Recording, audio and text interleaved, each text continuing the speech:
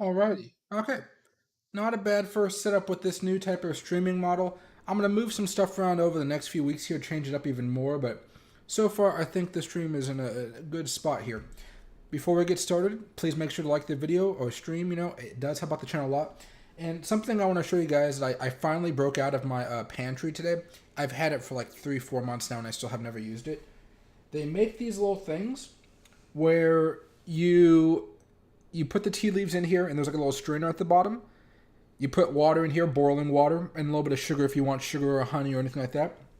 And then what you do is, when it's steeped enough, you actually put it on top of a cup, and then there's a spring that drains the tea out of it. And then when you feel like you've had enough tea, you put it back, you take it off. But this one actually has plenty of room left in it. And there we go, draining out some tea there. And there we go. And it's a lot of water vapor coming out of there. So, cool new thing. I just finally broke out of the pantry. I'm really excited about it. I haven't had tea in a minute, so I'm starting to go back on my tea purges here. But as far as Bitcoin is going, guys, a lot of you guys already, told me your thoughts in the poll here. And if you guys haven't answered the poll question yet, definitely give it a shot here in the next few minutes. We did break down, unfortunately. That's not a good thing, right? I wish I could be more optimistic, but that's not really a good thing. Maybe a 10 to 15% chance that we could bounce off of the 50-day moving average here and try to go back up on some type of random bull whale play here. Not nearly as likely. The most likely thing that we're going to see happen in today's day candle is probably a drop that takes us down to at least 40,500 level. So that could be a pretty significant drop down there. We'll see if we have any support around this area from this little bit of a hump that we had a few weeks ago. But man, we're hovering right above that 50-day moving average. And as we said before, usually when we break down below a moving average or we break out above a moving average, we tend to have these longer candles, longer, right, longer. And right now, over the last few days, we had a longer candle as we broke down below the 20. And most likely here, we will see a longer candle coming down, breaking us down below the 50-day moving average. So I know I've been watching the altcoins here. Altcoins are all down a lot as well. I have a few shorts going on right now, a few in Bitcoin at the moment. I even have a 125x leverage short on the market right now. And then I've also been shorting waves for the past few days now, and it's still been performing pretty well for me as far as the short's been concerned. Mostly because they've been having some problems on a fundamental level, if you guys haven't heard. But yeah, so that's kind of where we are right now. I just opened up the short position like a few seconds before we, like 5 minutes before we started to stream here. And basically I just kind of bought it on one of these humps right here, right around here, not even.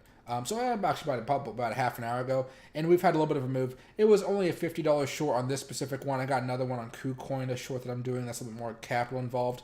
But I just wanted to have fun with the 125x leverage and see if we did get pushed down, what would that actually look like from a percentage return. So not really worried about the profits on this one, mostly because I have other shorts ready to go, right? But as far as this one's concerned, if we do have a breakdown here, I want to see what percentage I may get with 125x leverage. So normally I don't do 125x leverage. I would normally not recommend you guys do 125x leverage, but it's something I'm watching here pretty closely. And I don't know if you guys can see the second chart. Somebody's trying to push us down here at the moment. We'll see if they have the strength to do it. We are seeing some resilience just on the second chart here. But do I have this right here? Futures. Yeah, it's up like 40% right now, like up 18-20 bucks or so. We'll see what happens if it continues to come down here over the next like half an hour or so. I'll be streaming for about an hour and a half, you guys, for tonight, so we can talk about a lot of stuff going on here. But for now, that's pretty much the gist of what's going on here. And this is where the problem comes in for the next week or more than that. Now that we're, kind of breaking down below this trend line here, this was our real last optimistic, thing going on for us. As far as the weekly moving average having a good chance to close above the 20-week moving average here. So if I take away this line right here, and I'll put it back on in a few minutes. Actually, I don't need to because this is a different chart. But if I go to the weekly chart here, we just got slammed. We got hit by those shorts up here, about 48,000. got hit back harder, most likely going to break down back below the 20-day moving average here. And this hasn't happened for a long time after breaking out above a 20 moving average. And I just want to let you guys know that, like, look at this. We broke out above the 20-week moving average. Keep that in mind, all right? Once we broke out, kept on going. Once we broke out, kept on going. What are we at here? Oh, sorry. Once we got up over there, kept on going. Broke out here, kept on going. No breakout, no breakout. Broke out, kept on going. And then all the way in July, July 23rd of 2018 is the last time we broke out above it and got slammed back down. Not even, I don't even say slammed, but we got rejected and we're breaking back down week after week. So it's rare that this happens. Very, very rare. It might have happened right here as well. Let me see if it actually did close above it. Yeah, we did close above it back over here too. So we haven't seen this type of price action since 2018. So, just to be aware of it, it's nothing like that you need to, like, bank everything on it, but it's just something you guys should be aware of here going forward, that it's, this has not happened in a minute.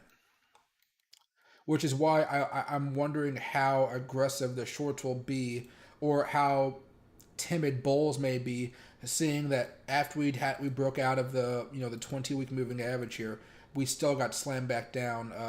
What was it? So far from the highs we got over here at the 200 daily moving average, we're down about 12% right now. So, and altcoins, of course, down a lot more than that. All right, but okay, let's put this back over here. We'll hop on the 15-minute chart for now, and we'll kind of watch to see how this goes off. Maybe we can have some type of double bottom in the short term here. But again, we'll be watching it pretty closely.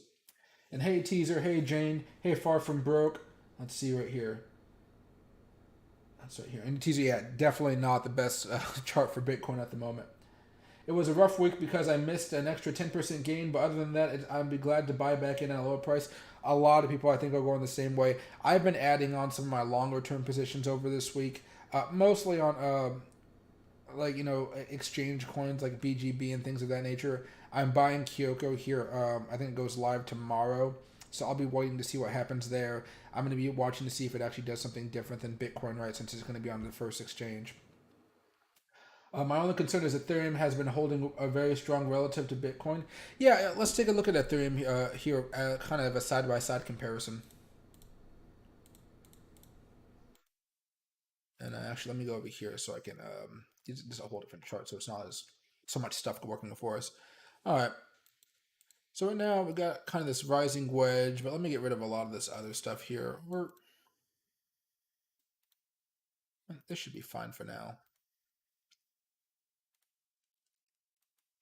Right now, as far as Ethereum is concerned, on the weekly chart, we actually managed to hold the Fibonacci level, but now we're unfortunately breaking back down. At the same time, of course, this also broke out above its 20-week moving average, and I haven't actually gone back in time here to see what happens. It happened way back over here on June 28th, so I think this is just because Bitcoin controls the altcoins a lot more than the altcoins control Bitcoin, right? So it's the standard isn't the same as what we just saw with Bitcoin here. As the last time that happened was 2018.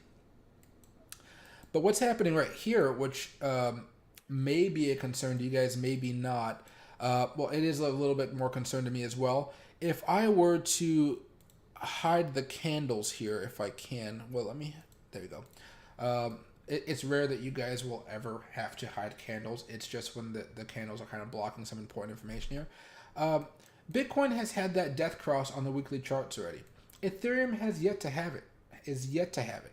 So I wonder if we're just waiting for this to finish off. That way Ethereum and Bitcoin will get shorted heavily together, causing some mischief in the market, if you will. If we go down here to see the last couple death crosses that we had, let me put the chart back on for us. The drops happened before the death cross. Golden cross, that last death cross.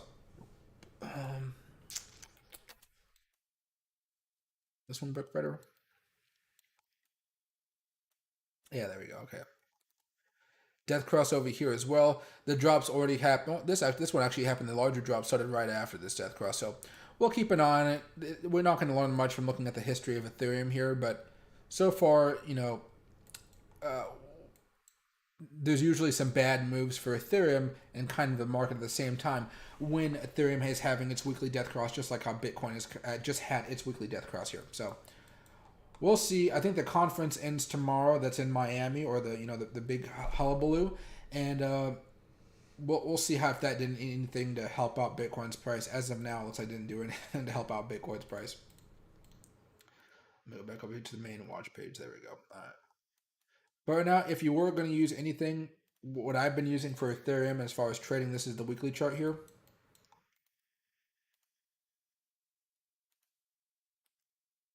This simple trend line right there, and of course, there's that more aggressive one if you want to look at that. But at the moment, now that we have a top, and that's what we're looking at. And then, of course, Bitcoin as well also has another ascending triangle for later on in the month if we do try to get more bullish here going forward. Just because we are taking this drop doesn't mean that we're going back all the way down to the $25,000, $30,000 levels. It's kind of a start on that path. But of course, if retail traders and whales decide, hey, let's start buying back up, Bitcoin's cheap again for us, you'll see the price go back up here. Alrighty. But watch out for that death cross there. That's something we haven't been able to see so far.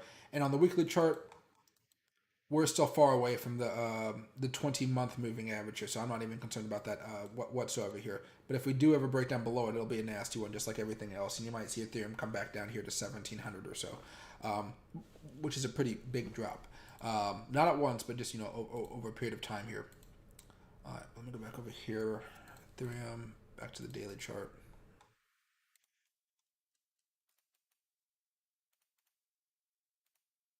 Yeah, we already broke down from that one as well, didn't we? Broke down, broke out back above it, but then ultimately came back down.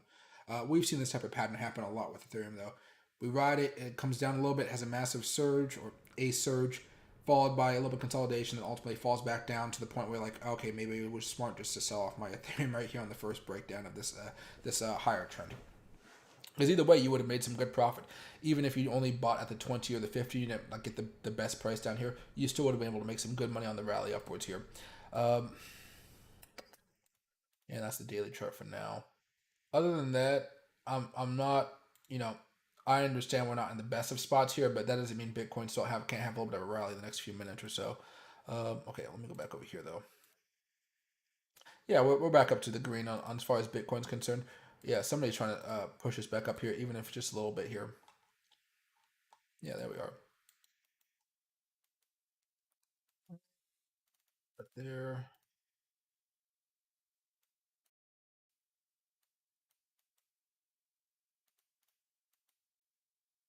You can go to the minute chart for this one. Okie dokie. But you should see some volatility in the market, and that'll be really fun. But again, yeah, watch it towards the end of the candle, or during today's candle. You are going to see shorts really try to take us down below that 50-day moving average and have another really bad candle. The last time we actually did break down below the moving average, what Bitcoin fell like 5%. I'm hoping it's not that bad. But of course, our next major level of support, or next level of support that we might be stopping at, is about 4.5% less than where we are currently. All right.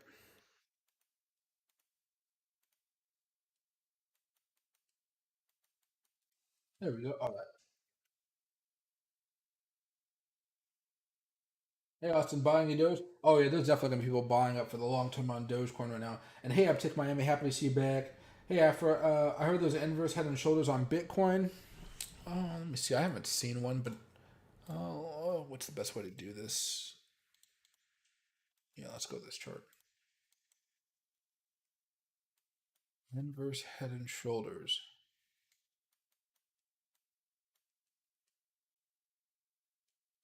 I don't see an inverse head and shoulders now, at least one that I think would be pretty enough to be using. Um, unless you're trying to say that maybe, no, that's not a shoulder. Unless you're saying this is going to be a shoulder, no, not even that. Yeah, even that's not going to work out. I'll try to find it. Sometimes I don't even see stuff unless it's crystal clear to my eyes. Like I saw the double bottom here once we broke out above that, but even that was a little bit late. But double top here, here, here.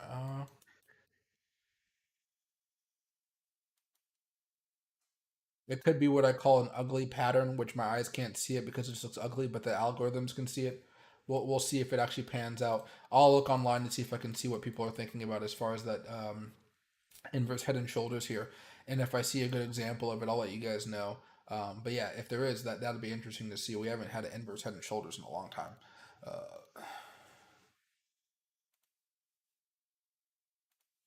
Seconds chart. There you go. Trying to see a little bit of a boost here for Bitcoin, even if it's just in the short term here.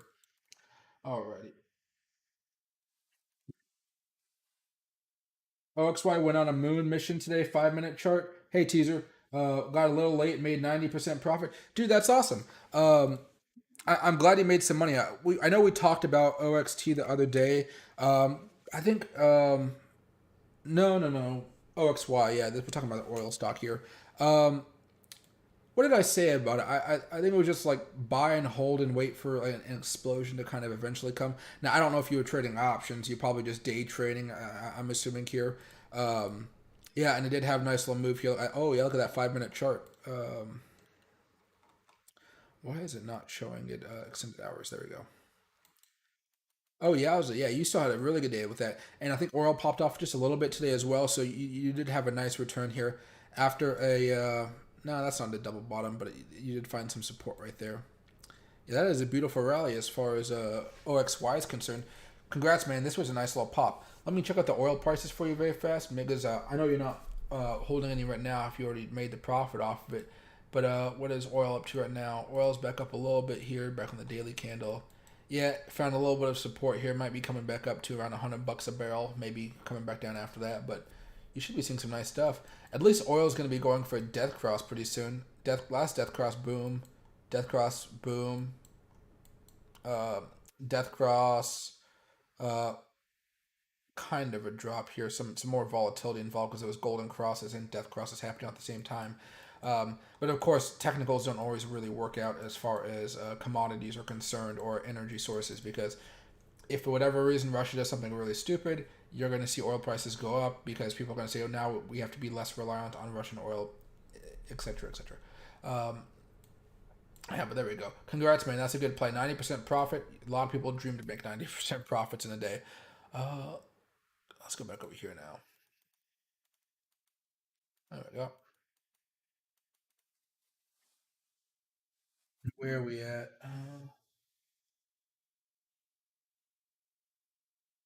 Yeah. Hey, Ruben. Eyeball's good. Maybe you can answer this, but what do you think about Doge at the Giga Texas? Wasn't that totally awesome?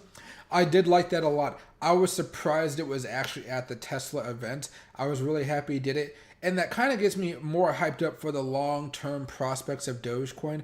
I'm hoping that Elon Musk can continue to talk with them and kind of give his advice and help them figure out what they need to do. Because it seems like Dogecoin right now, even though it's been volatile up and down all around, right? The best thing that I'm doing with my Dogecoin is just, I have some and I'm just going to hold it until it turns into something. With Elon's backing, I am confident Dogecoin will go somewhere in the future. He hasn't let me down with Tesla. I don't think he'll let me down with this. And I, I don't know if I'm going to buy any Twitter because I don't like Twitter as a Twitter. I don't like Twitter at all. But maybe one day I'll buy Twitter just to support Elon Musk or something weird like that. But until then, Tesla has the majority of my capital. Yeah, somebody's trying to short, somebody's trying to buy. If you guys were looking on Twitter today, this is why I use Twitter. You were looking at a lot of alerts going on, and can't see because my microphone. There we go.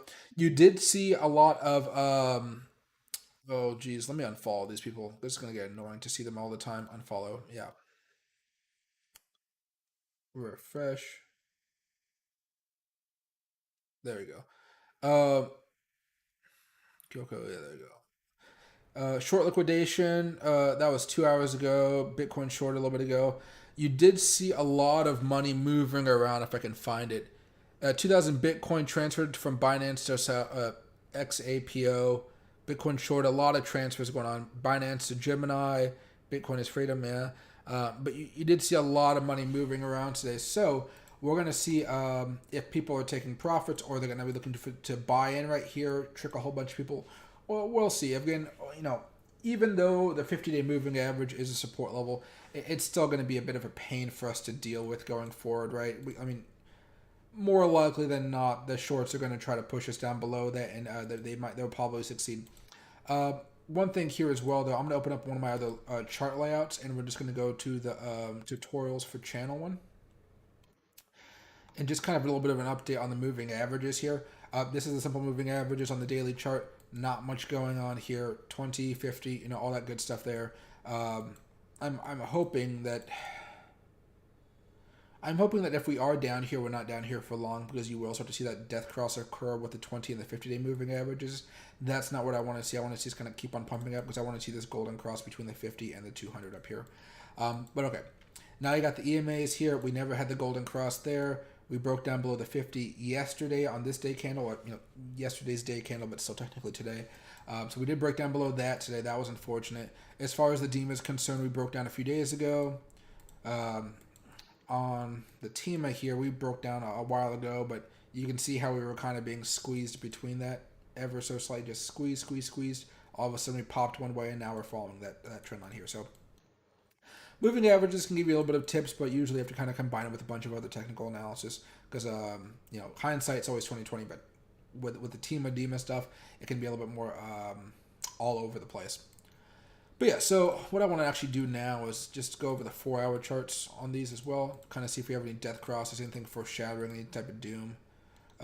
Simple moving average is going to have two death crosses over here in the next few hours. Um, that's not good at all.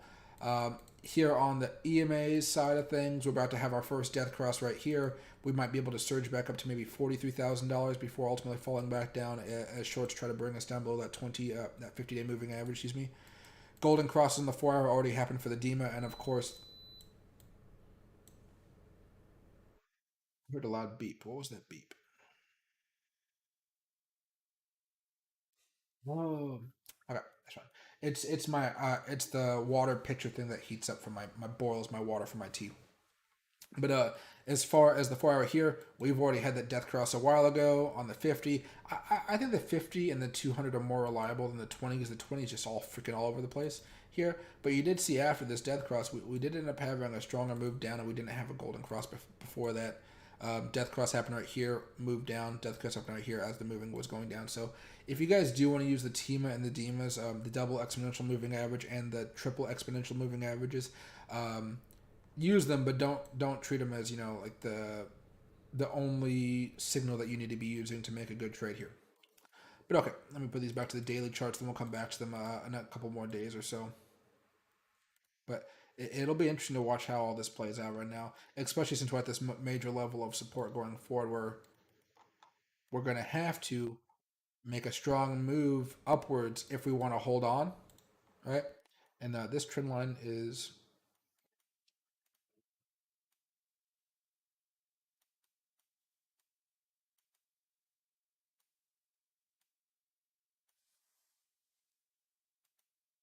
okay. This one, the log isn't on. I was really confused for a second. Well,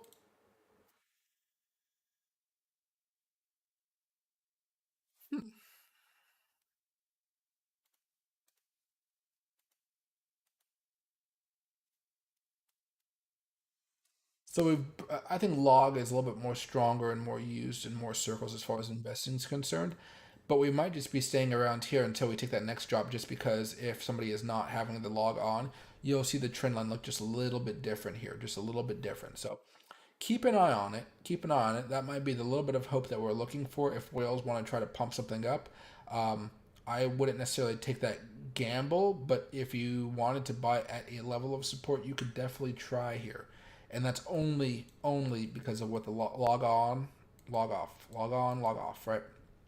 And really, you saw that strong move come down here to break us down earlier, right?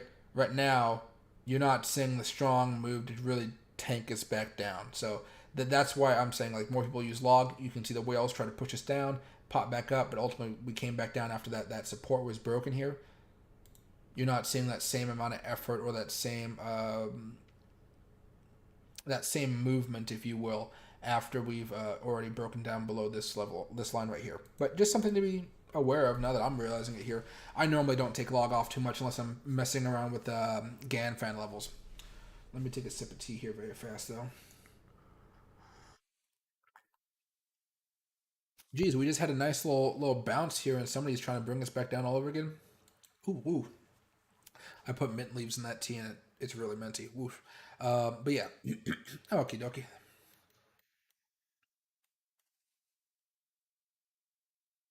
Can't hold them over. Then oh wait, what was it? Day trading options in and out same day teaser. That's what I like to do in this choppy market right now, and I have to say it's been working more than swing trading for me so far. I haven't tried to swing trade in I think about a week now, and I've been enjoying the day trading life a lot more right now. Now, of course, options are volatile. Be careful if you guys ever want to get into options, but yeah, they've been working out pretty well so far, especially on these smaller breakouts. And then when you take the profit, whether it's a lot of profit, a little bit of profit, as long as you're walking away with profit, you're good to go. I know you probably already did this, but make sure to save it into your trading journal teaser. Uh, what's right here? I don't see any members, so I'm guessing something happened to your membership because I know I didn't cancel. Oh, hey, Uptick Miami. Yeah. So basically, this is what happened. If you guys have just been coming back, because I know it's a Friday and I'm a little bit later on, so I know more people are available to be watching right now. So I don't know what about a week ago now. I got a notification from YouTube saying that I had been reusing another content creator's content. Like I've been stealing somebody else's videos. Um, and if you guys have ever seen any of my videos, or you guys watch all of them, you know that they're all my video, all my videos of just me talking in the background and stuff, right? Um, and so I tried to figure out what was going on. Nobody told me. Nobody told me. I tried to go to. I tried to do the Twitter route. They ignored me. And so I'm kind of just waiting for like the next 30 days before I can reapply to the partner program. So everybody can get the memberships back. The memberships aren't canceled; they're just paused. But it's the biggest pain in my butt because the channel can't earn any money, which means I'm gonna have to spend some money out of my pocket to run the channel, which is fine. But it's just kind of an annoyance because I got the channel to a decent point where it just kind of funds itself, if you will. But the big thing is, like, I even got, I wouldn't say he's a friend, more of an acquaintance. I hope one day to be his friend. But there's a YouTuber out there called, well, his name is Rob, but he runs the Digital Asset News channel. And he even tweeted for me. There you go. He even tweeted for me on my behalf, and YouTube still ignored me. They still ignored me. So I was grinding through Discord a lot today, and one of the things that I was able to do is I was able to talk to a YouTube employee on there, and he's going to look into it for me. So I may still have to wait the 30 days or whatever, all that good stuff. And to be frank, if that's what it takes, fine. But what he's gonna try to help me do is find out the exact video that was having the problems, which video they think I stole, because I messed up personally. This is like my fault, even though it's kind of a stupid thing if you ask me. I messed up my appeal. Like you can appeal the decision to say, hey, you're no longer part of the YouTube Partner Program. I appealed it, and I made my video 5 minutes and 28 seconds long. The limit was 5 minutes, so they never even looked at the video. Right. So I've been kind of in a weird pickle now. I'm just kind of waiting for YouTube to help me out. But until then, because my big thing is if I have to wait the 30 days to reapply, fine, that's fine. But if I do not know which video they're having a problem with, I can't fix this. I can't fix it. I don't know what to fix, right? And so, especially because all of my videos, like, I do this exact same thing every single day. All of my videos are tutorials while I'm just talking. How could I be stealing somebody else's content, right? So, that's really the gist of what I'm trying to deal with right now. I'm hoping the guy can help me out on Discord. He's a real good guy. He's gonna try his best, and I'll see what happens here. But man, it's like definitely just the an annoying process to have to deal with because I didn't know they could just like take away the monetization for you without any reason, without any proof. And so they just did it willy nilly. They didn't give me a warning, a strike, anything like that. They just said, "Hey, all of a sudden, boom, you can't do it." And I don't necessarily think I'm being like personally targeted because I'm getting help from this YouTuber, this guy right now. So that kind of makes me feel a bit better. But something was definitely out of the ordinary since no matter how many times I ask, they have not been able to say what video, what violated their rules. They can't point to something. They just say, "Hey, check out this link. hey, check out this link. Like here, very fast. If I go to my notifications and I go all the way down because I don't really tweet that often, of course. Um, so since we reviewed your channel as a whole, it's best to check out our monetization policies. So they sent me a website and another website, and again, not telling me what I did wrong. And then we go up again. Then they started ghosting me because even after Digital Asset News did it, ghost, ghost, ghost, ghost, nothing there, nothing there, nothing there, right? So they haven't even messaged me since then. And then they said right here, we recommend referring to this thread, another website, not telling me what I did wrong. And then they did it over here again, another website, not helping me at all as far as telling me what I did wrong. So it's just been a nightmare of trying to deal with them because you can ask them something, but they flat out just ignore you and try to give you some generic answer when you're looking for something specific. And I refuse to believe that YouTube doesn't know what they were trying to punish me for, because like they should know what they were trying to do, right? So it's just a process. I'm hoping it gets better over time, but man, oh man, a lot of my faith in the structure of YouTube is kind of messed up. Like, for as far as social media concerns go, I thought they were just going after like politicians and people on the left and the right that they may not, agree with. But dude, I'm just a crypto YouTuber. Stocks, options, whatever. But all I do is YouTube and I talk about the markets. I'm guessing that crypto is getting a little bit more attention from YouTube lately, and I have been hearing more stories about other crypto YouTubers getting these same type of weird little rule violations that they're coming up with, and so I'm hoping that just by having some random connections, I can try to fix it. But man, like, imagine if I didn't have anybody I knew that could even try to help me in this situation, right? Because the thing is, when you're demonetized from YouTube and you leave the YouTube Partner Program, you no longer have access to YouTube support. So since I'm no longer part of the program, I can no longer ask for help. I have to go to Twitter. I have to go through like these other sources. While normally when I was in the partner program, I could actually have a live person chatting with me, helping me out. But as soon as it happened, no longer able to get help. So, and when I emailed them,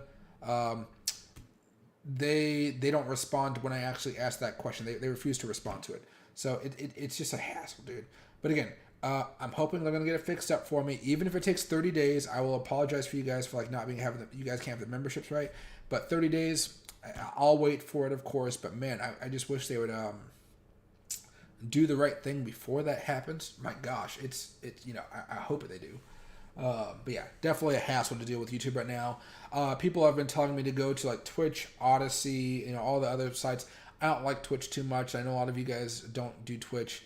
And then at the same time, I don't want to have to deal with Odyssey, because I like Odyssey, but they have nowhere the same amount of users, right now, even though they're kind of like this new metaverse thing. They don't have enough users. So what I have as far as Odyssey is concerned is Odyssey lets me hook up YouTube to my Odyssey account. So every time I post or stream, after I'm done streaming and after I publish a post, it'll repost it onto my Odyssey account. But those videos don't get many views. I don't believe so. So I'm in a weird pickle, because I'm trying to be nice and respectful to YouTube after they won't tell me exactly what I did wrong, and then at the same time, it's like the situation is just so stupid, right? One of my big pet peeves is just stupidity. And it's stupidity in a way that's not fluent. Like, I don't know the best way to say it, but there's no benefit to it. There's no benefit that in my eyes that I can see that YouTube would say, hey, you broke our guidelines, but not tell me which video broke the guidelines. And then when I ask, they ignore me, right? And again, I had somebody that has over 100,000 Twitter followers repost my tweet for me. He's a really nice guy. Rob's awesome. I encourage you guys to watch his channel. He talks about news and regulations a lot. But man, imagine a guy that has 123,000 Twitter followers and 300,000 YouTube followers. They tweet and YouTube still ignores you. Like that's kind of bad if you ask me. But again, I'm going to hope for the best as far as YouTube's concerned. But if you guys are wondering about the memberships and so forth, yeah, they're going to be paused until I can get this sorted out. The good thing is I can still stream. But if for whatever reason YouTube gets really irritated with me, I would not be surprised if they try to take down the channel as a whole.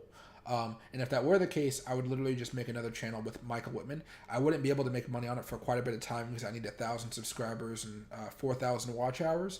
But over the last week, I have downloaded all of my old videos, like my tutorials and stuff like that.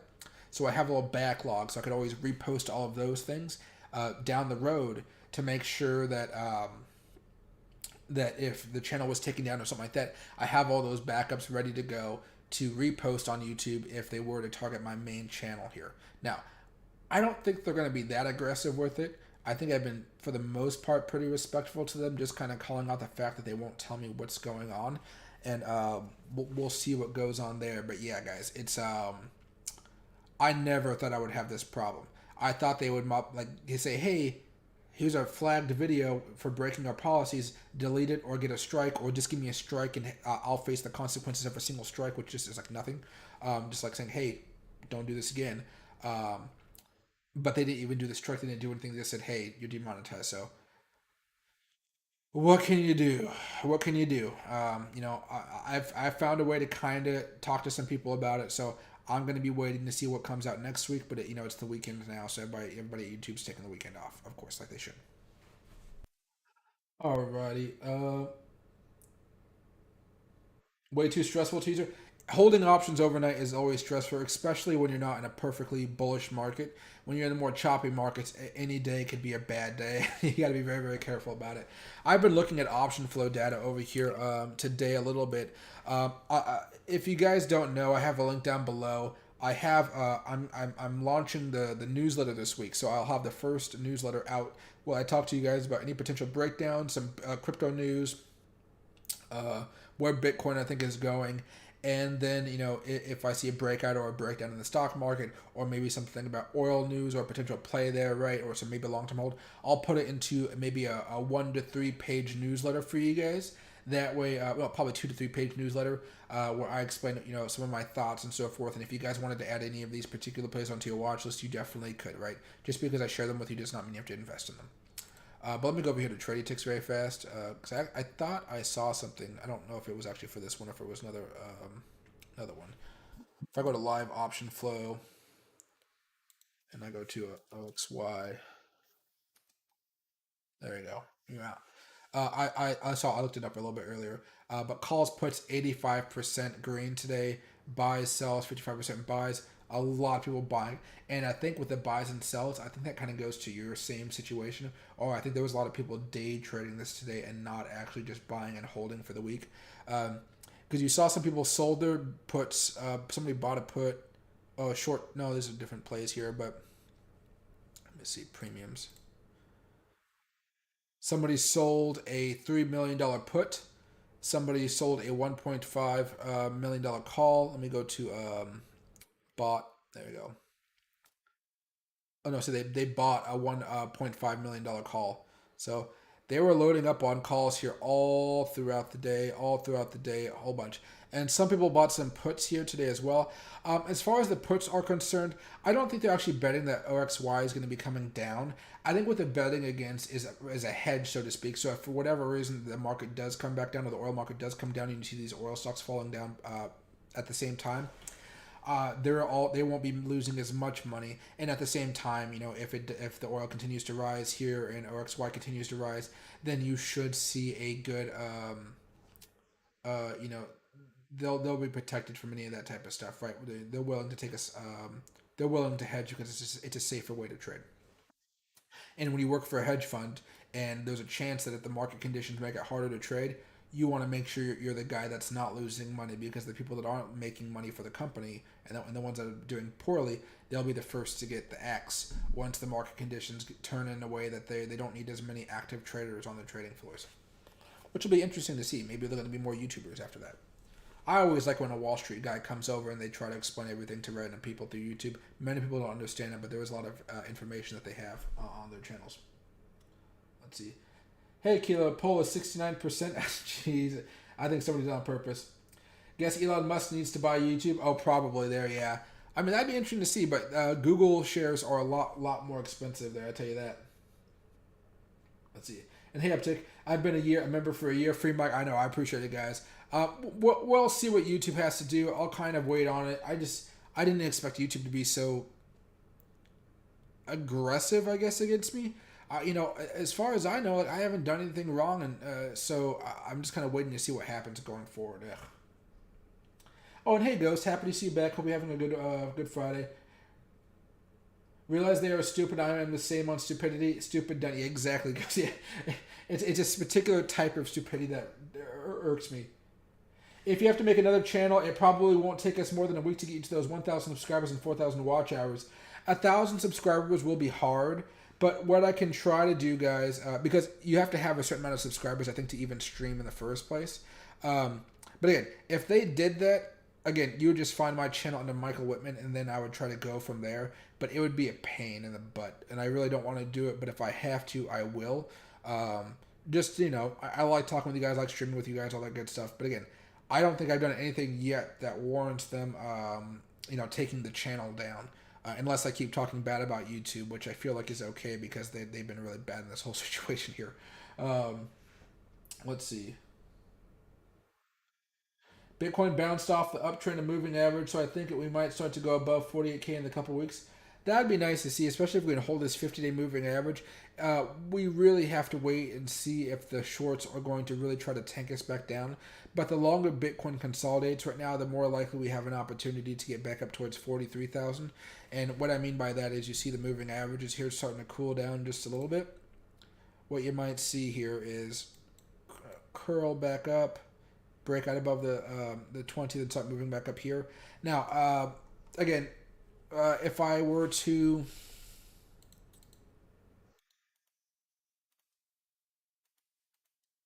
there you go. If I were to go over here, put the 15-minute chart on, put it full screen right here. Let's actually, yeah, we can do this actually. Let's make it a full screen. You guys can see it still. I'm going to show you where the 50-day moving average is on this particular 15-minute chart. So let's do this as a daily chart, and let's have it be 50. And as far as the color is concerned, it can be white, I guess. Now let me zoom out a little bit more. That's the 50-day moving average right there. That's what we don't want to fall down below. If we start breaking down below that, oh boy, then we're heading back down to these levels down here at about $40,500. Don't want to deal with that at the moment, right? But that's the support we're looking for right now. If we could bounce off of that'd be fantastic. Or if we could not even come into contact with it at all, that would be fantastic as well. I've opened up a few shorts, as I told you guys at the beginning of the stream. I'll see how they actually turn out, because depending on which chart you're looking at, you're going to see the trend line being broken and us closing down below it, or sorry, it was like kind of refreshing in a weird way. I think I saw it on. I think you guys may see it too here pretty soon. Of like flashing, the screen. But yeah, so if I have the log on right now on the bottom right hand corner, let me move my. Oh yeah, but you guys know what it is. The log button. If it's clicked on to blue, you'll see it right there. That's where the line is. If I do the log off, you'll see it's kind of down here. But you did see that more of an aggressive play. That aggressive move down right there happened to break down right there. We held for just a second before breaking back out above it, running into the 20, then ultimately coming back down here. And so I'm thinking this one is still the one that has more weight, more gravitas, so to speak, in the eyes of the majority of the market. Because right now, okay, we had a small little move down. There's not much volatility around this trend line at all right now, so I don't think it's going to be really much use to us. Let me see. And if we go over here to the daily chart, then you guys can see that we do have a confirmed breakdown according to the log chart. If we take the log off, we didn't close. We're trying to bounce back up today, and then try to slowly start moving back up here, probably back up to 44,000, as somebody just said. But most likely, if that was the case, we'd probably go back up and just do that. Unfortunately.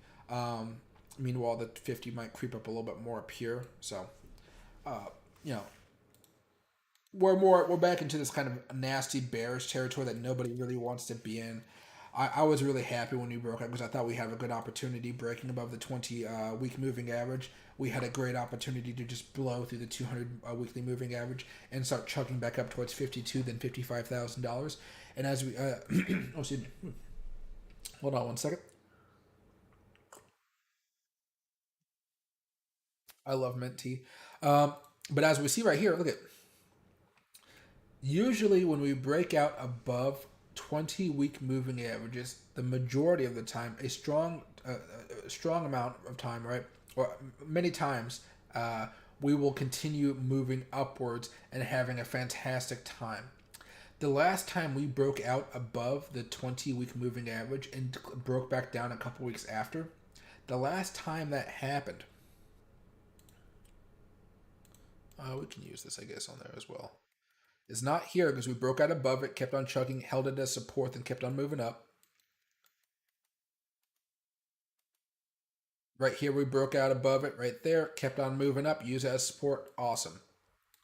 Broke out above it right here, kept on moving up before falling down. Right here, resistance, resistance, resistance. Um, Broke out of it over here, kept on going up. Oh, not the one we need to be using, is it? There we go. So broke out above it like right there. And then the last time it happened, July 23rd, 2018. That is 4 years ago. Is the last time we had a breakout above the 20-week moving average to come close below it the next week. Okay. Now we still have a little bit of time until this candle closes here, but right now it's looking more and more difficult for us to actually close above the weekly candle. But if for some strange reason we don't break down below the 50 moving average and we find a way to close above the 20, that may be some really good news for the bulls. That may lead to whales coming back in to pump in some more money to try to burn out some shorts and cause a surge up to within a $1,000 to $2,000 of the 200 daily moving average. And then of course right here, so that happened right there. We ran into the 50-week moving average as resistance. This time we ran into the 200 weekly moving average, of course. Uh,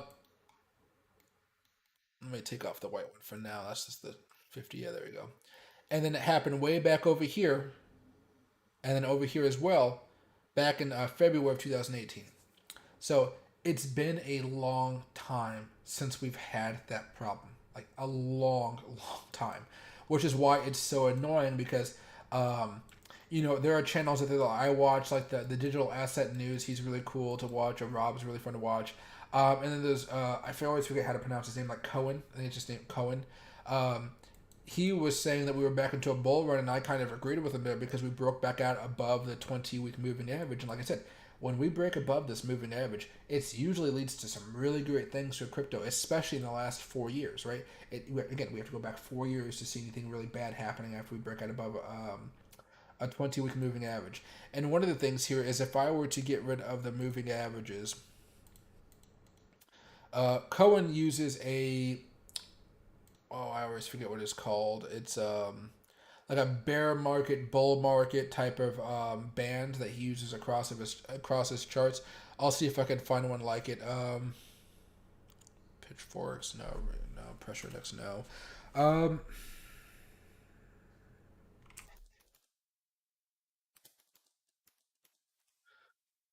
Bull bear power trend,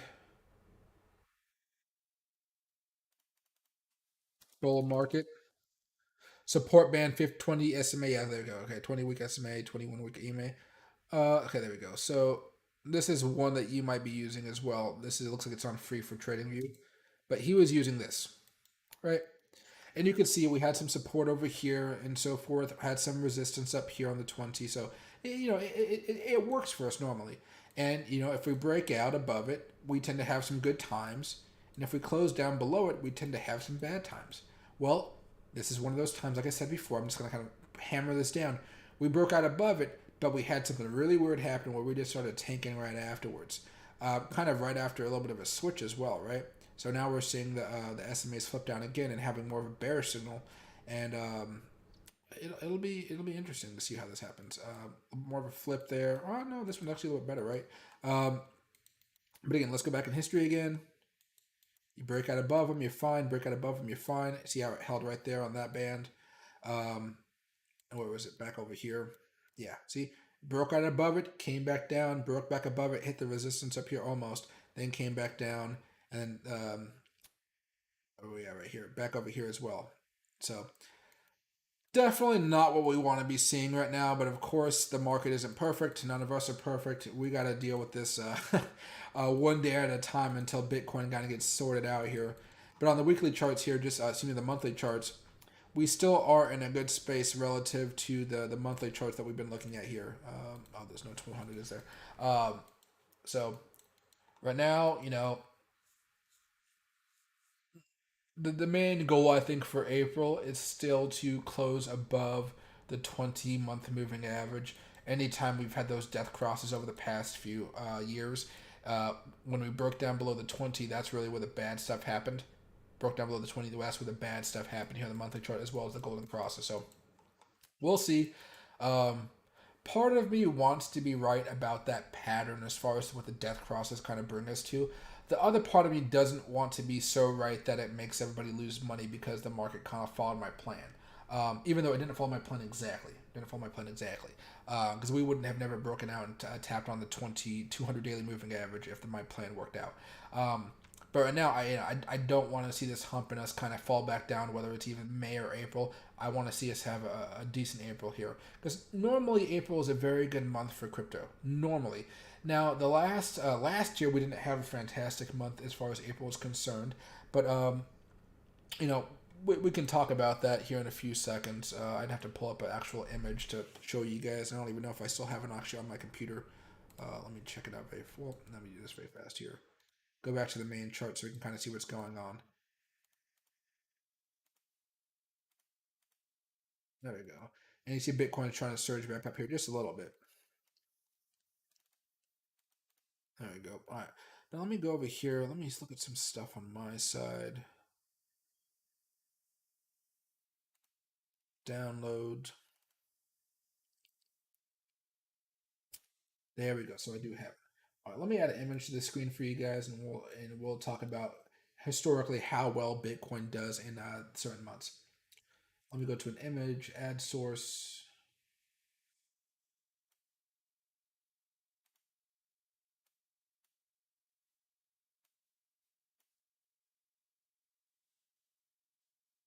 Where is my ad source? Okay, it disappeared.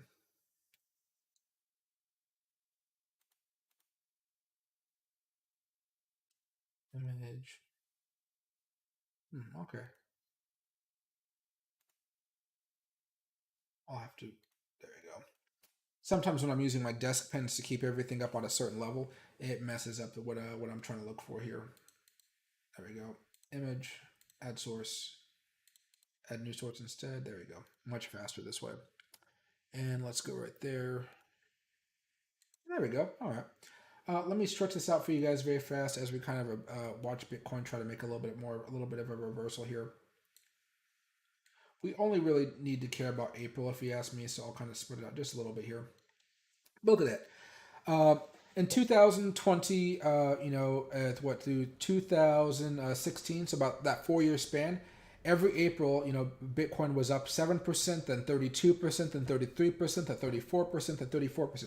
So we usually have some really good times in April. But you saw that last year that kind of changed after we had that massive bull run. And part of that really is, I think, just all of the relief that the world gave to their citizens as COVID kind of ravaged through the world here. And you saw a lot of, people throwing money at everything they could, throwing money at anything they could. If there was a way for them to make money in crypto or an altcoin or a stock or an options, they were throwing money in everything. And I think that's why we had a good February and March, where historically we don't really have good Marches, right? And so we ended up taking a break on April. Maybe we take a break on April this year as well. But you saw May was definitely not a good time, and June was not good as well. July we finally popped back up, and then August, September, so forth here. But historically, April is a really good month, and a lot of people assume, just like I kind of use this in my thought process as well, that hey, if the majority of the time we're having really green months here, the chances are that more often than not we're going to have more likely than not we're going to have a good April this month. Now we can still have a good April. Don't get me wrong, but the way Bitcoin's been going choppy, not breaking out above that 200 daily moving average, you are seeing people get a little bit more hesitant about it. Where maybe they're just kind of waiting a little bit longer to see if the war in Russia and Ukraine will end, or maybe if there's going to be any larger regulations coming out this way. I don't think there really will be from the United States, but there is a lot of chopping things going on. And on top of that, you guys hear me say this all the time as well. On top of that, we do have to admit that Bitcoin has been following the stock market a lot more than we would like it to have, right? I want to see Bitcoin do something completely different than the S&P 500, the Dow, and the Nasdaq. I want to see it do something completely different, but it's not. Now, it may have random surges where the market doesn't, but when the market goes down, you start to see crypto go down. When the market goes up, you start to see crypto moving back up. I don't like that vision of Bitcoin, or that version of Bitcoin, the way it's been trading. Now, it may just be that we're going to have to live with that for a little bit of time as more institutional investors really do hop on into the markets. I was talking to a person on LinkedIn today that works for a new corporation that I was just kind of interested about because I hadn't actually heard of something like it before. And let me see if I can find them very fast. I had a specific window open. No, let me go over here. Oh, what's going on with this? What? Oh, yeah, why is that doing all that weird stuff?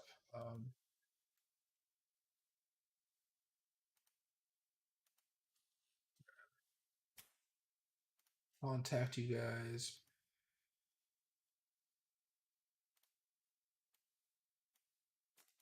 So it's this company. It's called Simbridge. Okay, um, the digital. Let me go to accept all.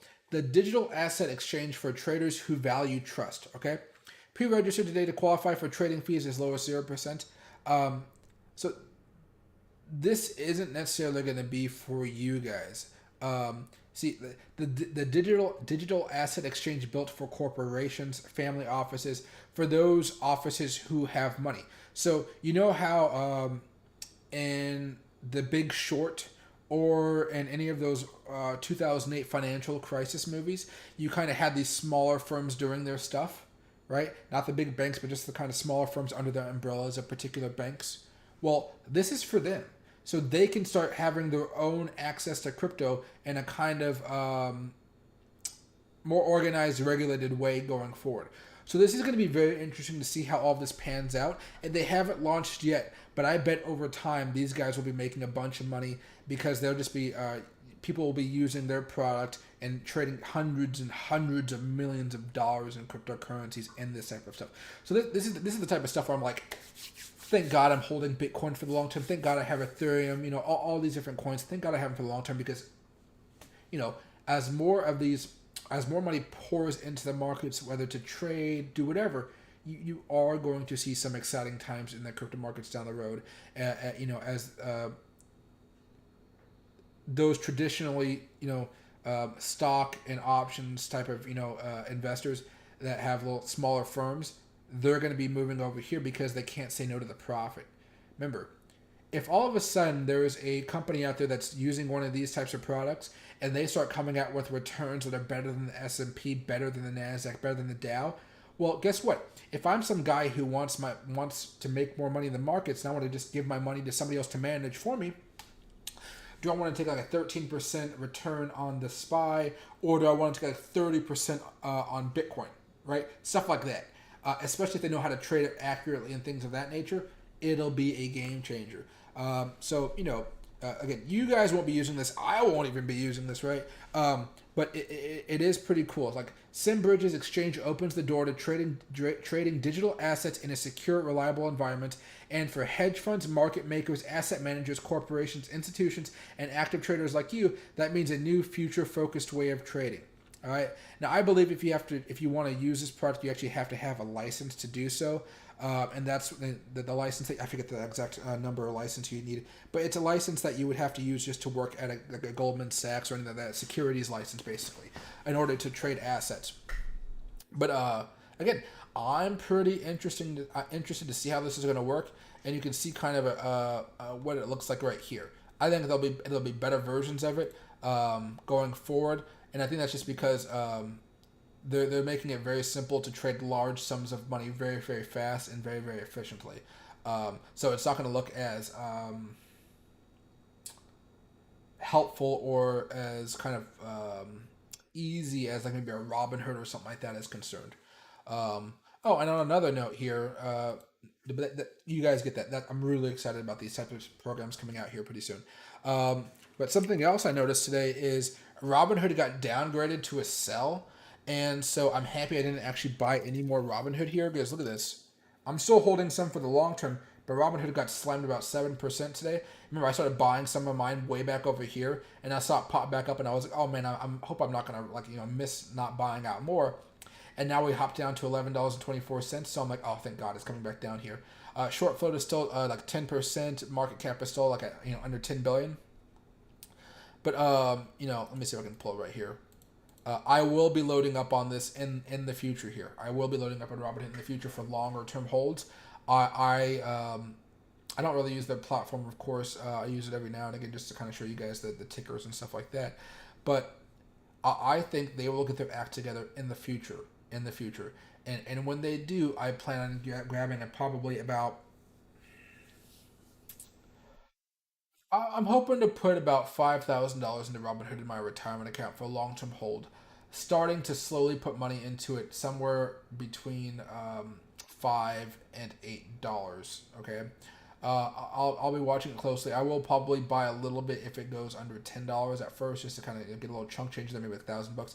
But I want to put the majority of my capital in there under $8 if it does actually manage to go down that far down. But of course. I am banking on a recession next year, and if we do have a recession next year, I don't think all these retail traders are going to have so much money to be pouring into Robinhood, pouring money into these trading type of systems, and you'll see things get harder and harder for average Americans, so they won't necessarily be willing to take that risk in the markets because remember, Robinhood doesn't really do much to help you become a trader and make money. The way they try to frame it is just to buy and hold, but I don't think they designed the app for people to just buy and hold. I think they designed the app to keep people on the app as much as possible, have all the flashy little things on there, and that way you trade more and more and more, and that's more data for them to sell over to Citadel and those other market makers, right? And that's what I'm going to be watching for over the next year or so. But I think this is going to be a good play down the road, and I think they're going to vastly expand their cryptocurrency portion of their app. And if they do, whether that's making a whole separate crypto app, right, I will be 100% behind that. And I think it will do great things for the company. But again, we're still above $10. It's going to be a while before we end up breaking down below $10. Okay, especially after after all the crazy stuff that going on in the world. And what's right here?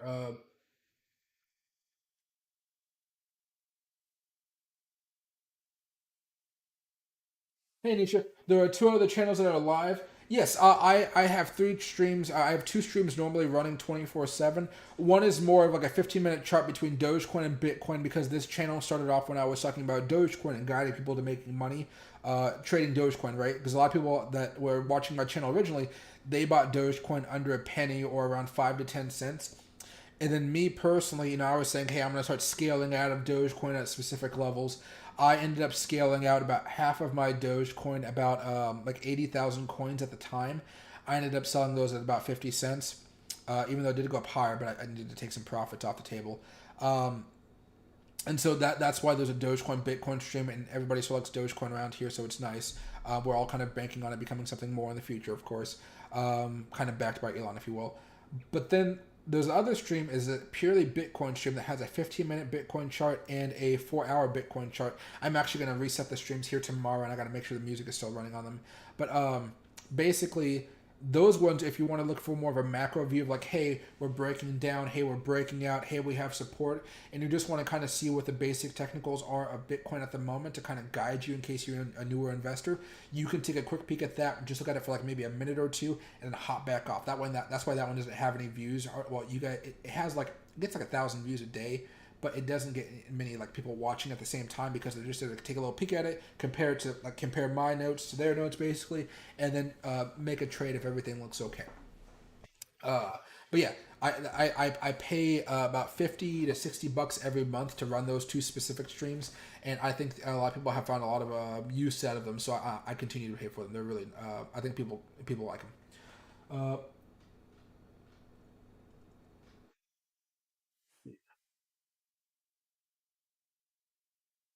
and hey, Teaser. Um, yeah, as far as the inverted yields, yes, you do make a point about that.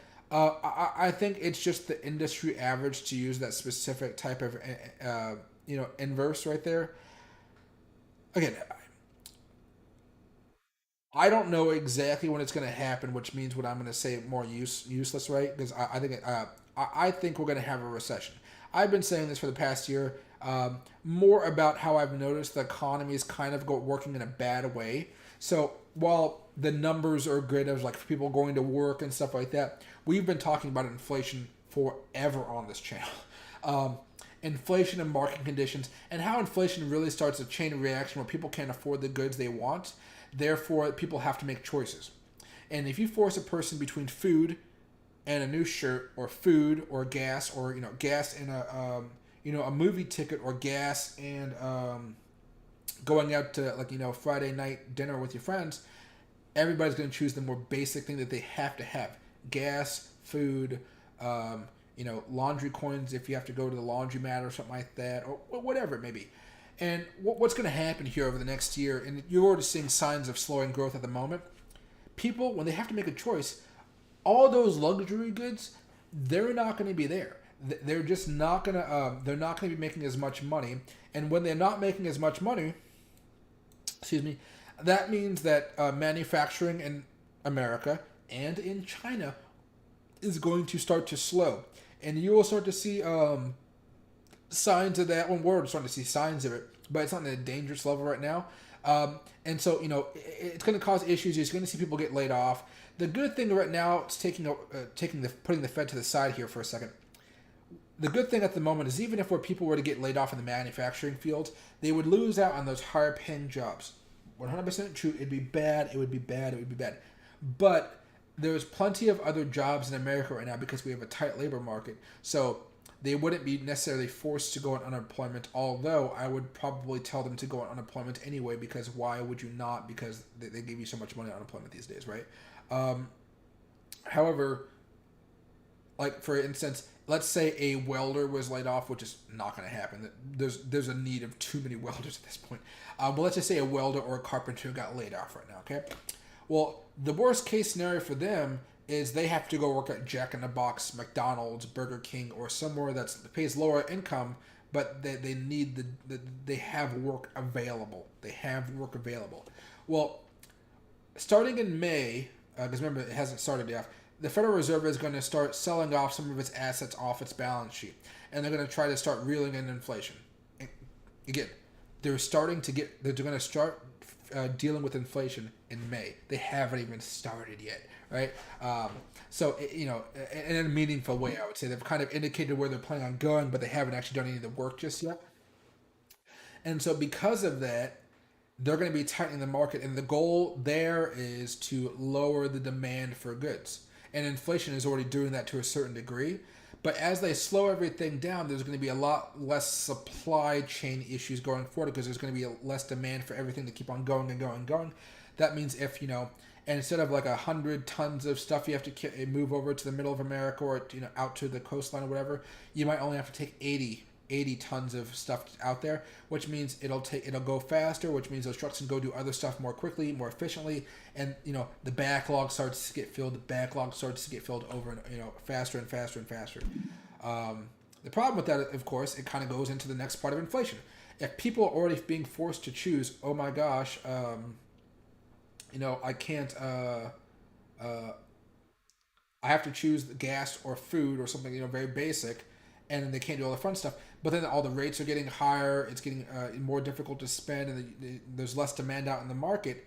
That just kind of doubles on the problem, which increases the chance of a recession even more. And that's why inflation is such a hard thing to really battle. And to be frank here, it's really why I don't really respect Jerome Powell all too much. He spent like half of the year talking about how inflation was transitory and it was just going to go away after a few months. And then, of course, the White House used that line as well. And Joe Biden, Jen Psaki, Nancy Pelosi, all those people, they are not economists. So they kind of rely on what the Federal Reserve is telling them in the back rooms and stuff like that, what Janet Yellen is telling them in the back rooms and stuff like that as well. And then all of a sudden, inflation doesn't go away. It's getting worse. Oh no, we're at 40-year highs. And then the Federal Reserve has to take a step back. Did we get this wrong? No, no, it's just transitory. It's just transitory. And then once the poll numbers change in that certain those in those polls, saying, "Hey, we're blaming the Biden administration, whether it's correct or not, I'll leave that to you guys to discuss." But they're blaming the Biden administration. All of a sudden, there was a switch, and that switch was, we got to fix it. We got to fix it now. We got to fix it now. And when you're playing catch up to inflation, you have a higher chance of recession. And we're already seeing the bond yields invert. That's not good signs at all. We're pretty close to having death crosses across all the major indexes if they haven't already. And so the market's kind of in a precarious spot. And there's definitely like a little bit of little whales are playing around right now. Not big whales, but just small ones. But again, like here, let's go to the daily charts.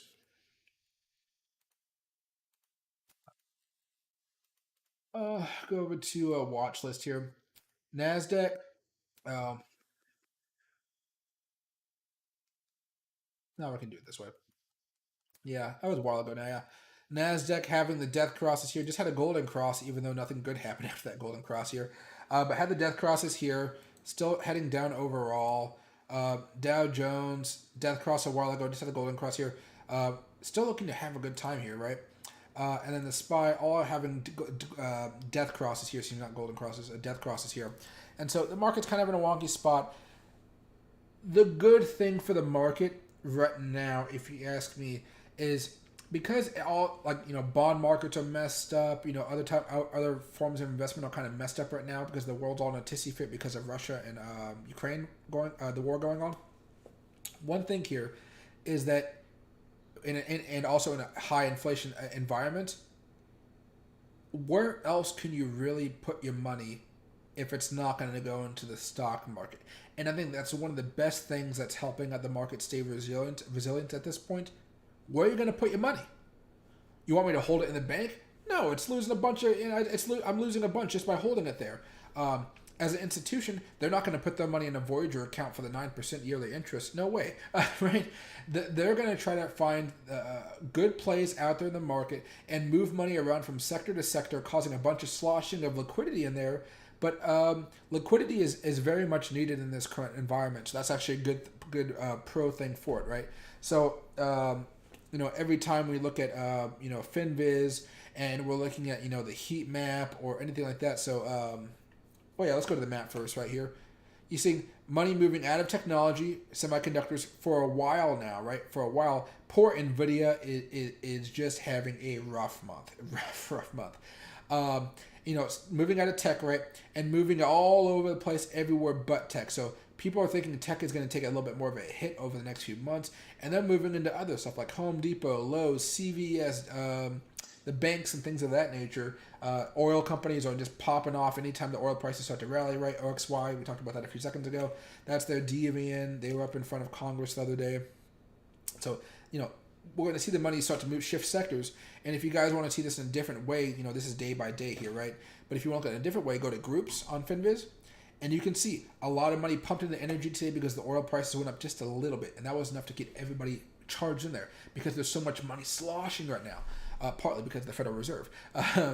But financials up, basic materials up, consumer defensive up. We're going to be having some earnings coming out pretty soon, and I think banks are going to be enjoying these higher interest rates. So they're going to be looking at, hey, we got more profits now. We get to charge more for for the loans and stuff like that. It'll be good for the banks. Not good for average Americans, but good for the banks.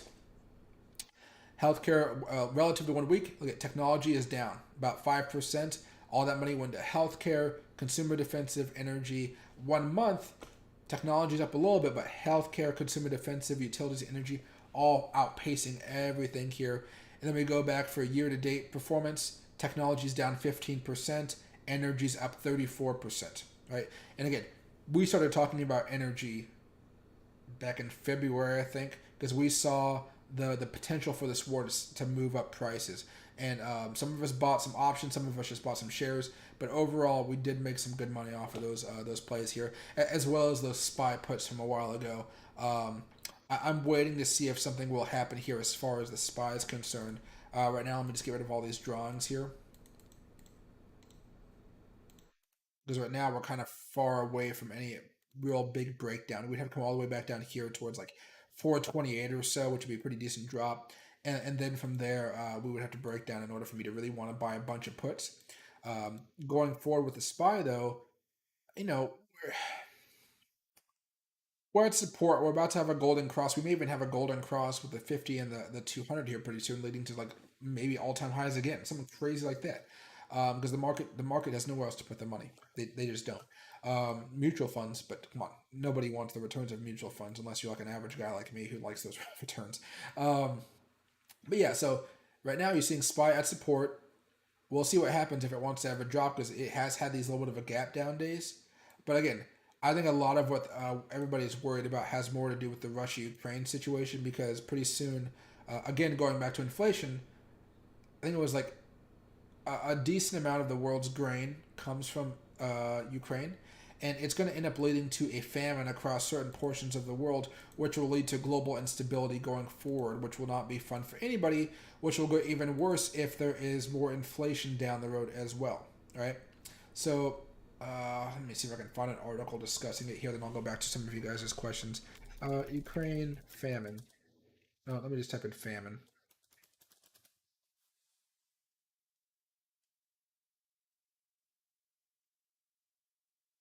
Let's see. Here's something from Politico. I think they're more of a leftward leaning news organization. I think I don't really look at them, but they're they should be fine for this type of article. I'm not trying to get too political here. Um, so Biden officials are scrambling to limit the damage from fast spreading food shortages sparked by Russia's war in Ukraine, but they face complex political and logistical challenges. As Russia's forces refocus their brunt of the military assault on Ukraine's food-producing southeast, you guys probably heard that Ukraine they're stopping their attack of Kiev and they're kind of moving their troops over to the Donbass region, which is the eastern region over there where they first started the invasion.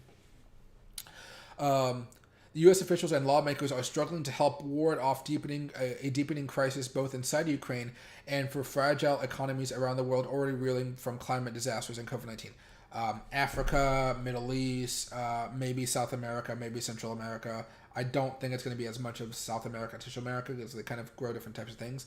But overall, the Middle East, maybe China, and then Africa. This is where it's going to be hit hardest. And if you guys remember ISIS and the big Arab Spring that happened a few years back, that was caused from rising bread prices. People just get really ticked off about it. Okay, heat, not enough food can make anybody real mad and grumpy.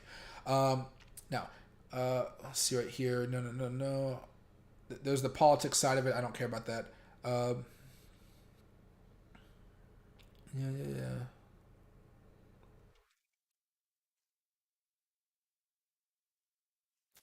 While the administration has some resources it can tap without Congress to send American-grown food to regions in need, agricultural realities, including widespread drought last year, it happened a lot out here on the West Coast, major droughts, including widespread drought last year, the timing of the planting season and the rising cost of inputs such as fertilizer and fuel limit how much U.S. crops can help fill the gap created by the crisis in Ukraine. And one of the problems here is whether you agree with the Democrats or Republicans are like, hey, that's our food, let's keep it here to keep the prices down low. Democrats, we got to help out the world. They need help. Well, we can pump up some. We can spend more money to help out everybody across the world, right? That the mentality kind of going on there. Many GOP lawmakers have little political appetite for further global food aiding. But if you guys heard this little part right here, and while the administration has some resources it can tap without Congress to send American-grown food to regions in need, right? That's going to really be the sticking point going forward here. Will people be okay with paying for more expensive bread, apples, avocados? No, I don't know. All the basic necessities and stuff like that. If the government is buying it from the government is, how do you say this? They're competing with the grocery stores for the same resources here, right? And if there's a bidding war between the U.S. government and Safeway, Fred Meyer, Costco, whatever, guess who's going to win? The government. And then, of course, if you're either a smaller farmer or more likely a corporation that has massive crops all across the nation, and you have shareholders, you know, who are you going to try to sell it to? Are you going to try to increase the bidding war? What are you going to do? And unfortunately, of course, corporations, they like their money. It's capitalism at its best. They're going to say, hey, sorry, Costco, but if you want this food, you're going to have to pay a little bit more for it because America's offering this much, and we're going to try to help you out. But of course, what's Costco going to do? Maybe not as much Costco because they're pretty cool at Costco. But, a Safeway, a Fred Meyer, a Hoggins, whatever you guys have over on the East Coast, Trader Joe's, whatever. What are they going to do? They're going to pass those expenses on to the person shopping, and then of course that will raise inflation in food even more, which means they have less choices to make as far as what they do with their extra money because they'll have less extra money to be spending, which means less in the savings account, less for investing in the markets, and so forth. Right? It just leads to a whole bunch of bad. Of course, people are going to be starving as well out in the Middle East and Africa. They're going to have issues, but it's just going to be a bad situation, and there's not really a good solution. That's the thing. It's more of a national interest issue at the moment as far as what is going on in Capitol Hill. But again, we'll wait it out. I don't. Okay, I've been buying tortillas, not bread, for the past week now, so I don't actually know what the bread prices are. But I don't think bread prices have actually been skyrocketing or anything crazy like that. So we're not even at that point yet, okay? But still, yeah. Uh, it will affect some stuff going forward here, and I'll be interested to see if there's any news articles about it. Not about this, like the politics of it. I don't care about the politics of it, so to speak. I want to see the actual problems from a logistical standpoint, of a bidding war standpoint, how it will affect the market, like a financial assessment of it, and not the CNBC type that's kind of cut down for kids, like a real in-depth one, which means I have to listen to two boring individuals talk about it in front of a bunch of other boring individuals as everybody kind of listens on to see what they're, they're talking about. But I'll do it because I actually do enjoy listening to hearings and stuff like that, where I kind of learn some more about certain industries out there. Like I listened for 6 hours for the oil industries over the last few days. Dude, what are you doing? Loki came over. He must have heard me doing something, and he's being very He's no. Hold on a second. Yeah, what are you doing? Being a little brat. Yeah, his tail is hitting the wall so loud it's just like thump thump thump thump thump. Okay. What's right here? About 2% people to close. Looking after, I'm a little nervous about it because we have the weekends. Weekends are always scary for all this type of stuff. It can always be scary here. And you see Bitcoin getting a little bit of a short term pump here. Um, here,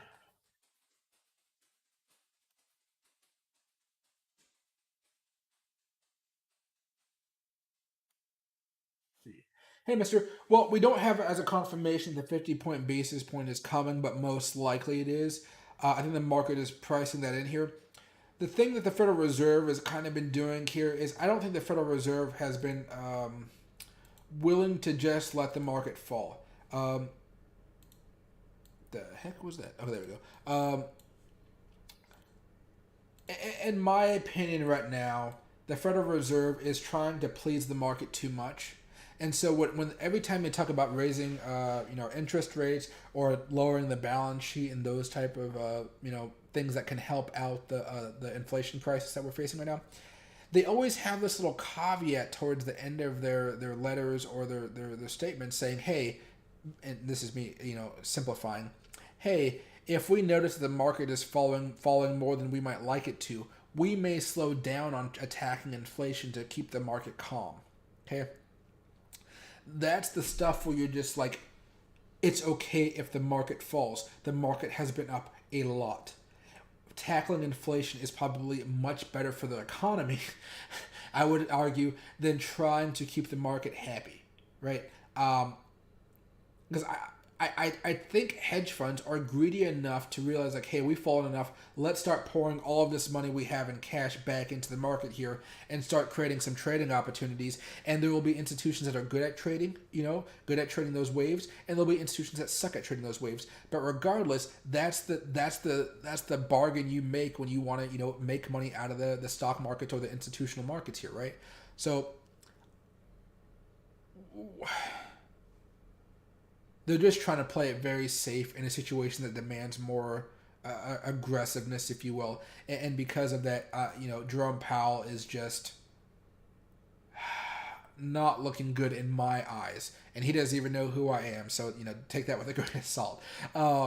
But yeah, it's going to get more and more difficult here over the next few months and leading into Q3, Q4 here as we do start to see slowing growth across America and the world as well. And remember, you guys know I sold off my stocks a long time ago, like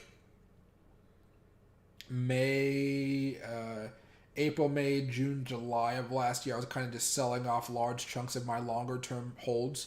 I still have a few left in there, but the majority of them I was selling off because I felt like there wasn't much growth in them, and so I started parking them more into like little vehicles that would give me a few percent every year, so forth, right? Some more than that, but or particular plays that I like more than others. Like I was still holding Tesla in my retirement account. I was still holding Ford and things of that nature, but you get what I'm saying. And then if you look at the Nasdaq or the Dow here over the last year or so, I lost out on some gains, but overall I'm not too concerned because like here's March right here, April, May, June, July, if you look at it, I kind of lost out a little bit here, but it's not like if I would have just kept on holding, I would have I lost down so much here, right? So and then I started putting money in kind of safer vehicles for me. Mostly because I knew I was going to have to start doing some busier stuff, so I wasn't going to have as much time to manage all of it. But in hindsight, I started to see some slower growth. I thought about the economy overheating a little bit more, but I didn't foresee it staying up this high. Like right, we were up here for a while. We're still up here for a while, right?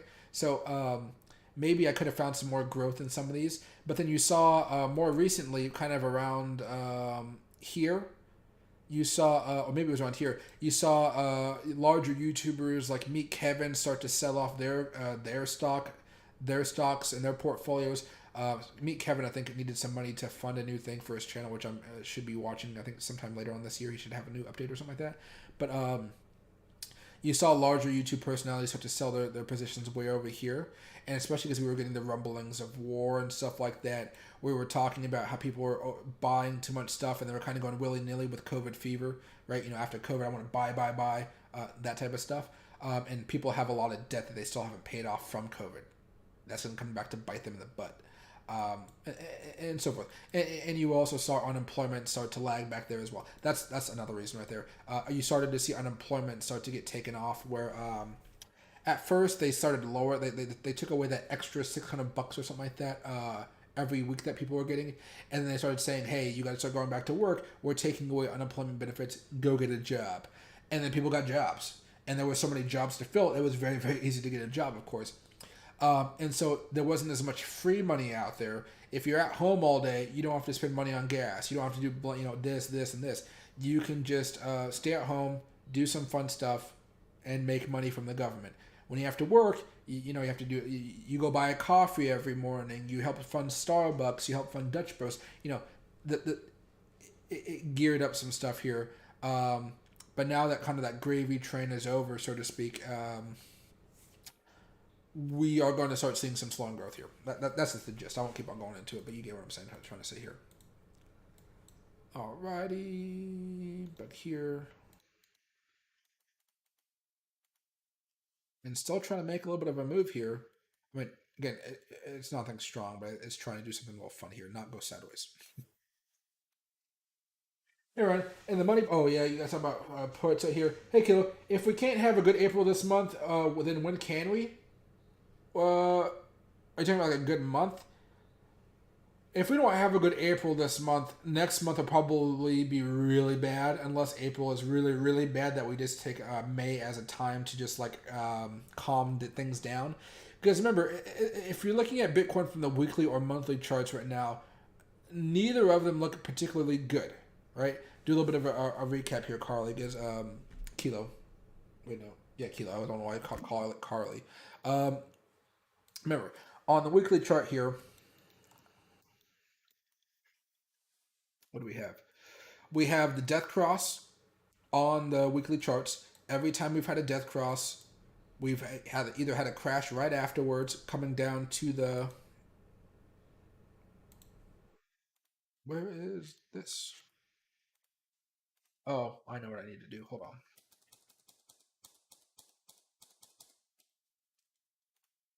Coinbase, yeah. Every time we had a death cross here, like that, with a 20 cross down below the 50, we had a crash that tapped on the 200 weekly moving average. 200 right there,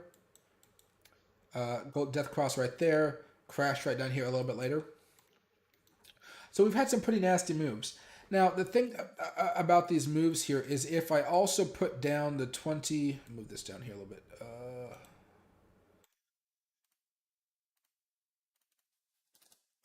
The 20 monthly moving average, the 20 monthly moving average here.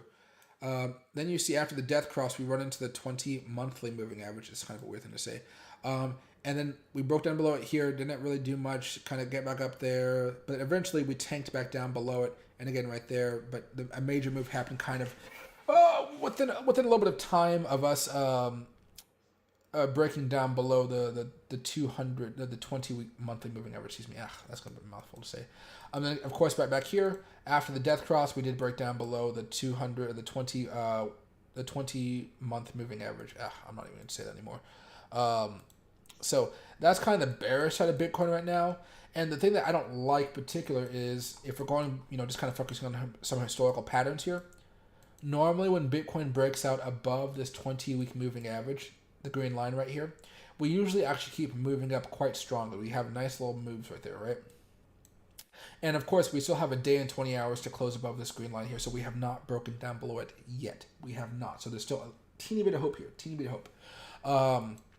But when we break out above it, look at this. We broke out above it. We went up. We held a support. We had a big surge afterwards. So nice move after breaking out.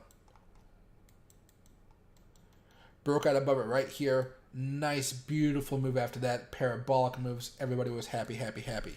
Now, we broke above it right here. Happy, happy, happy times. We broke above it right here. Happy, happy, happy times. Then, of course, we get all the way back here to July 23rd of 2018.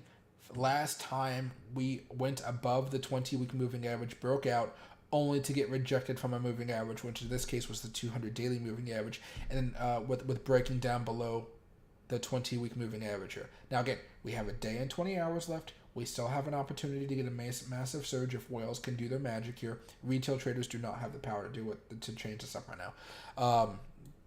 And then, of course, going back over here to February of 2018 as well. Look at that.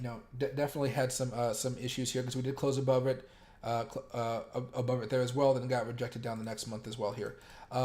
Now, something I may actually look at here. Let me see one thing. So this is 2018 February, and July. So February, March, July. What did we have in those months? 2018. March wasn't good. What do we have right here? What was April in these circumstances? April kind of. April was okay. Yeah, okay in 2018. Um, and then we had what? Going into May, kind of a downward time here. Yeah. February right there. February was up a little bit, even though we had the harsh March afterwards because we didn't make that fall here. Well, we'll see what happens here. It's just going to be a little bit of a picky time for us because if the technicals that we all trust are kind of a little bit off the wonky side, right? This kind of goes into the argument that there are not a lot. There are people out there who believe there's no technical analysis that works for crypto whatsoever, and there's no way you're ever going to know if something's breaking out or breaking down. Now, you guys know I highly disagree with that, but it goes into their kind of argument saying, hey, the technicals aren't working. Don't try it. Just buy and hold, buy more and hold, buy more and hold. And while I agree with just buying and holding large amounts, I believe you can still trade crypto, and still make good profits off of it. But right now, we broke out. Everything looked really, really good. I bought some good, decent sized positions for crypto, and then I was only able to scale out like 5% for a profit of that trade. That's it. and I only scaled out because we ran into the 200 weekly moving average, and I was like, you know what, I'll just sell some off here in case for whatever reason we come back down, which we have, but I only want to sell 5%, not 10 or 15, because I think personally we're going to go up above it and hit 52,000 before making that pullback, then trying to go up higher after that, but we didn't, right? So. It's like I'm a big fan of cycles, reoccurring patterns in the markets, and we did not uh, stick to that pattern this time, and it was a real bummer. I really was upset about it. Well, not dramatically upset, but I was like, gosh darn it, gosh darn it, gosh darn it. All right, let me go back over here though. There we go. All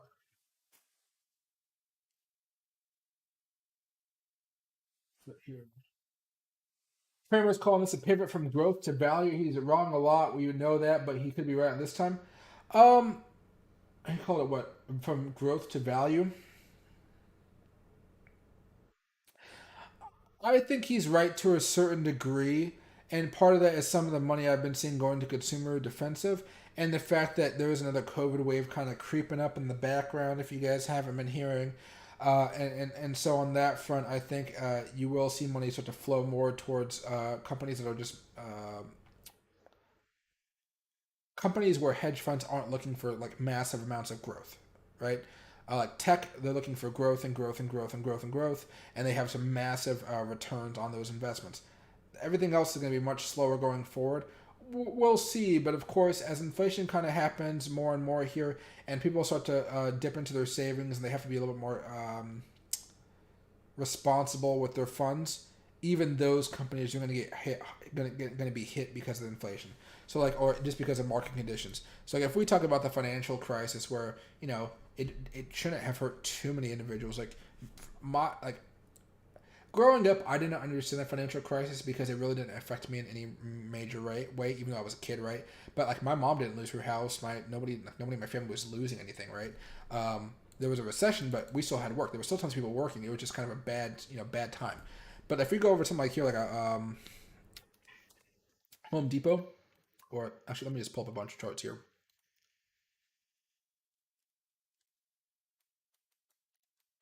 All right,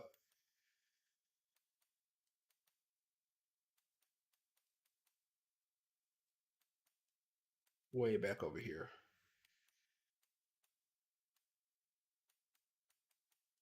2008, right around here. It still had a rough time like everybody else. But then you had the nice little double bottom, and then you're back up, and then you had another double bottom here, and it was back up to the moon, right?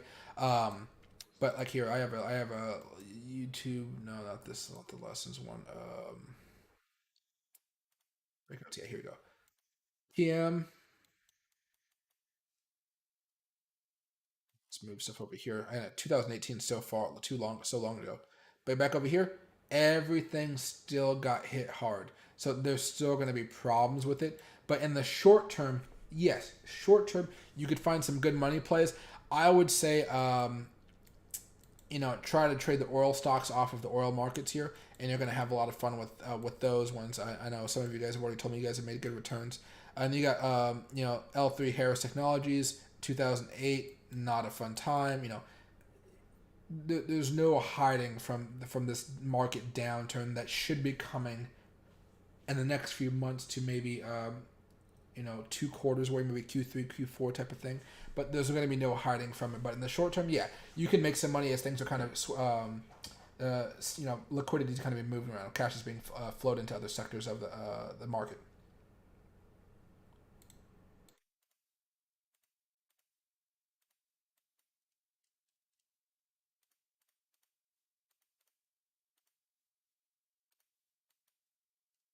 There we go.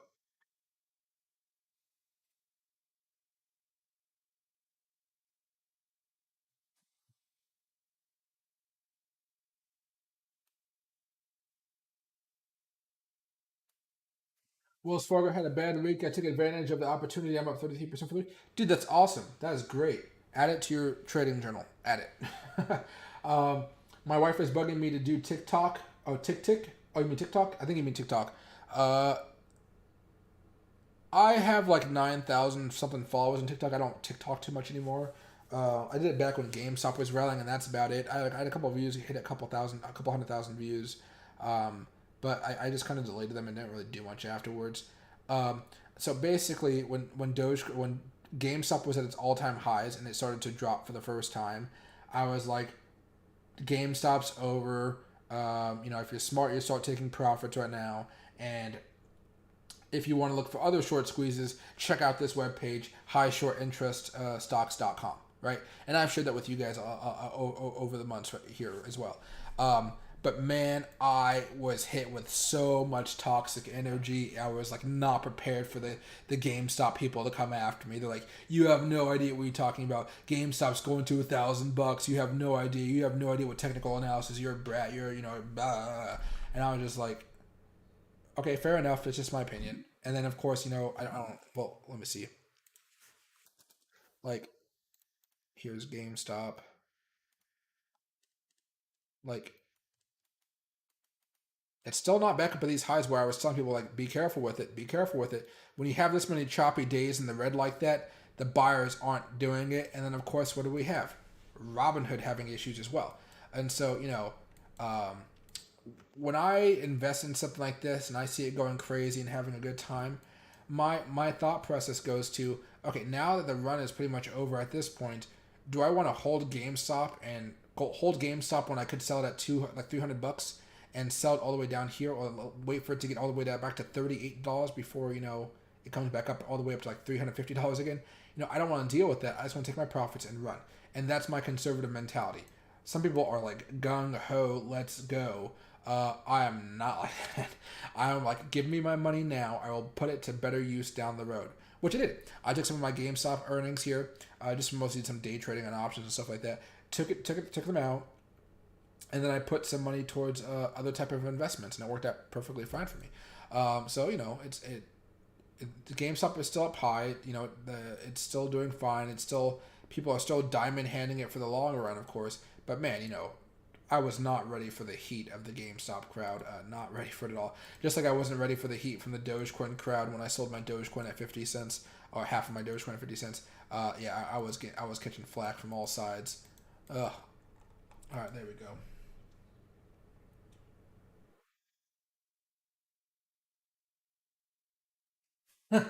Nuclear kills that stuff. Yeah, it'll be an interesting time to see what comes up ahead as far as all of those, how the war affects the markets, and it affects the oil prices in particular. Okay, but okay, everybody, I'm gonna call it a night. I have to go run an errand for my mom tonight. I gotta go pick up some stuff for her. I told her I would do it at 9:30, and it's not 9:45. So I will see you guys Monday night at 6 p.m. If you Monday night at 6 p.m. And if there's anything crazy that happens either today or tomorrow or Sunday, I will hop on live to talk with you. I'm thinking of taking maybe Wednesday and Thursday off of next week, or maybe Thursday and Friday off so I can have a longer weekend or so. But I don't know. I think I need to have like a 4-day vacation so I can kind of just get re-energized here, because what I'm looking to do over the next few weeks before I head off, you guys, is I'm gonna start plastering videos, like all videos about anything I see. I'm gonna make a quick video about it. This breakout, that breakout. Not even break. It can be parts of breakout, but a whole bunch of other stuff going forward. Okay, so you guys are gonna see me doing tutorials as much as I can. A whole bunch of like spray stuff, where I don't really worry about views as much. Where I just kind of worry about, I not worry. I just kind of like, my focus is just having fun and chilling out with you guys and things of that nature. Okay. But okay, and on a good note here, we're seeing Bitcoin have a little bit of a reversal here, which could be really nice to see. But okay, everybody, I will see you guys Monday night at 6 p.m. Pacific time. Until then, have a great rest of your day, and keep practicing.